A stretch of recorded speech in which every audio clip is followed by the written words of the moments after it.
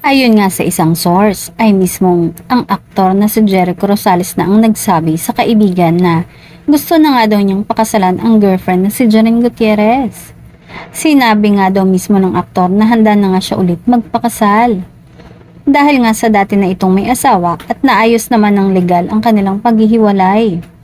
Mismo nga tiniyak ni Echo na hindi magkakaroon ng problema kung sakali man sila ay magpapakasal na ni Janine.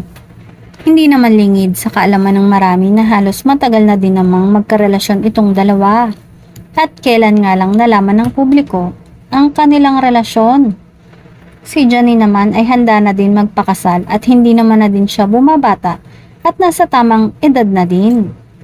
Tanggap na tanggap nga ng magulang ni Janine si Jericho at ganon din naman ang pamilya ni Jericho kay Janine, lalo na ang kanyang anak at mama.